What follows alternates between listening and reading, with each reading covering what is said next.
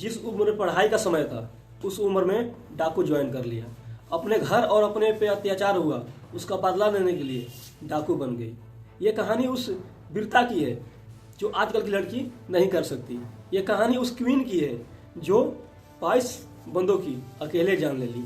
ये कहानी उस लड़की की है जो डरती नहीं थी, सबको डराती थी। जो आज रेप हो रहा है लड़कियों के साथ, ये उसके साथ भी हुआ था, मगर उसका बदला लेने के लिए वो क्वीन बनी और पूरे भारत में नाम रोशन की। जी हाँ, मैं बात कर रहा हूँ फूलन देवी की। उनका जन्म यूपी राज्य में होता है। 1963 गुरहा का पुरवा में जन्म होता है और वो मलाह परिवार में जन्म लेती है। उनका कहानी कुछ अलग ही है। वो बचपन से ही गुस्से वाली थी। जब उनके चाचा ने उनके पापा से जमीन हड़पा तो वो विरोध में खड़े हुई अपने पापा के साथ और अपने चाचा को चोटिल कर दिया। फूलन देवी 3 बहन और 1 भाई, मलाह परिवार से थी, नान जात से आती थी, कोई उनका एलो नहीं करता था।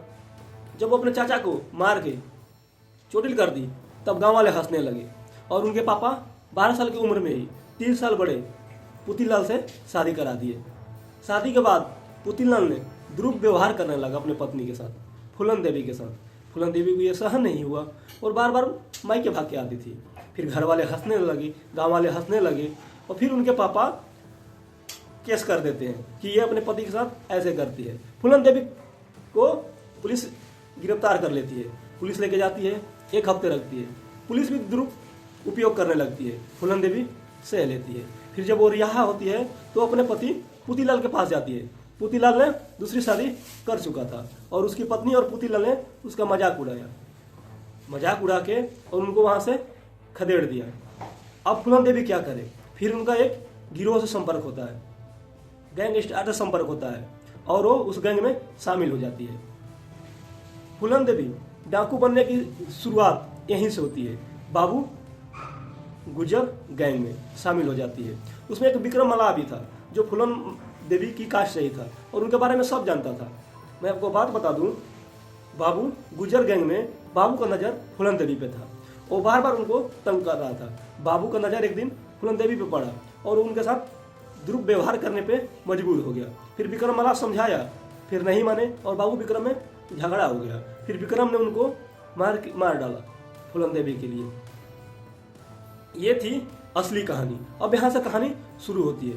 विक्रम मल्लाह पूरे गैंग में डाकुओं का गैंग बन गया और फूलन देवी को सिखाया बंदूक चलाना। डाकुओं को वो हर चीज़ सिखाया जो फूलन देवी नहीं जानती थी। फिर फूलन देवी वहाँ से डाकू की रूप ली, सिर पे लाल कपड़े बांधे और हाथ में हथियार उठाई। विक्रम मल्लाह शादीशुदा था, फिर भी फूलन देवी उनके साथ प्यार में पड़ गई क्योंकि विक्रम मल्लाह ही था जो उनको समझा था और उनको डाकू में शामिल किया था और डाकुओं को सारा जो था सिखाया था। फिर क्या था? फिर अपने साथ हुए बदले को लेने के लिए वो उसी गांव में पहुंच जाती है जहां उनका शादी हुआ था। फिर वो अपने पति को घर से निकालती है और उनको बीच में बांध देती है और चाकुओं से छली कर देती है और गांव वालों को चेतावनी देती है कि छोटी बच्चे के साथ कोई बूढ़ा दोबारा शादी ना कर ले।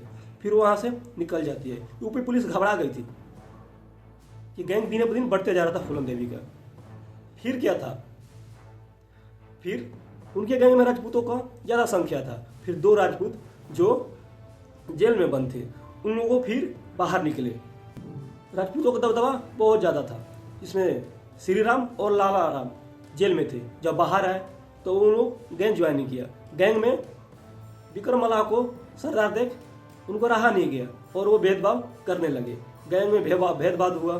फिर गैंग 2 भागों में बट गई, विक्रम मल्लाह और श्री राम लाल और लाला राम के बीच। राजपूत एक तरफ हो गए, मल्लाह एक तरफ हो गए। मल्लाह में 2-4 ही थे, राजपूत बहुत थे। फिर श्री राम ने विक्रम को मार डाला। फिर फूलन देवी अकेले बच गई। फूलन देवी को अपने रिहासत में ले लिया और श्री राम और लाला राम दोनों ने मिलकर उनके साथ दुर्व्यवहार किया 1 हफ्ते तक। फिर विक्रम मल्लाह के गैंग से एक व्यक्ति था जो फूलन देवी को छुड़ाया और फिर फूलन देवी ने एक अपना गैंग बनाई। फिर एक दिन शादी में पता चला कि श्री राम लाला और लाला राम वहाँ गए हैं। फिर पुलिस को रूप पकड़ के फूलन देवी वहाँ पहुँचती है। फूलन देवी को मालूम था कि वो दोनों वहाँ आएंगे, मगर वो दोनों आए नहीं थे। पूरे गांव वाले को व्यक्ति बाहर निकाली और एक एक से पूछी, किसी ने नहीं बताया। फिर 22 राजपूतों को एक लाइन में खड़ा कर दिया और सबको गोली मरवा दिया। 150 गोली चली थी और 22 लोगों की मौत हो गई और हड़कंप मच गया यूपी और मध्य प्रदेश में, क्योंकि वो यूपी से मध्य प्रदेश ही जाया करती थी, रहा करती थी। फिर हड़कंप मच गया पूरे राज्य में, पूरे भारत में। उसमें भारत की प्रधानमंत्री इंदिरा गांधी थी। फिर उनके ऊपर यूपी पुलिस ने दबाव बनाया अरेस्ट होने के लिए। फूलन देवी अपना बदला लेने के लिए वो उच्च जातियों को टारगेट करती थी। मैं आपको बता दूं, फूलन देवी एक ऐसी शेरनी थी जो अपने आप को इतना कुछ होने के बाद भी टिकी हुई थी। मैं आपको बात बता दूं, फूलन देवी फिर वो सरेंडर कर दी। सरेंडर करने के बाद शर्तें रखी, उसके घर वालों को ज़मीन दिया जाए, उसको भाई को सरकारी नौकरी दिया जाए और उसके साथ कुछ ना हो। फिर 11 साल वो जेल में रही। फिर मुलायम सिंह की सरकार आई, फिर सारा केस मुलायम सिंह ले लेते हैं। मैं आपको बात बता दूं, फिर वो आज़ाद हो जाती है फूलन देवी। फूलन देवी फिर इलेक्शन में खड़ा होती है, जीत जाती है। 5 साल के बाद फिर खड़ा होती है, जीत जाती है। उनको क्या पता था, जो हमारी थी 22 राजपूतों को, उनका बदला कोई लेगा। 2 व्यक्ति बैठा था, शेर सिंह, पंकज सिंह राणा और शेर सिंह राणा। जब वो घर को लौटी शाम को, तो दोनों वहीं पर घुसपैठी बैठा हुआ था और दोनों ने मार डाला। यूपी और हड़कंप में आ गया, यूपी में और भी हड़कंप मच गया और हर जगह शोर होने लगा फूलन देवी का। फूलन देवी मर गई। पीछे का क्या कहानी था किसी को नहीं मालूम था, कुछ लोग तो भूल ही गए थे। फिर एमएलए बनी, बात ये चल रही थी कि एमएलए को मार दिया गया। फिर शेर सिंह राणा और पंकज सिंह राणा पुलिस को सरेंडर किया और उन्होंने बताया कि हम लोग हत्यारे हैं फूलन देवी की, और क्यों मारे हैं ये रीजन भी बताया। रीजन ये बताया कि जो 22 राजपूतों को मारी थी उसका हम बदला लिए हैं। ये थी फूलन देवी की असली कहानी। आप लोग कैसा लगा कमेंट में जरूर बताना। जय हिंद, जय भारत।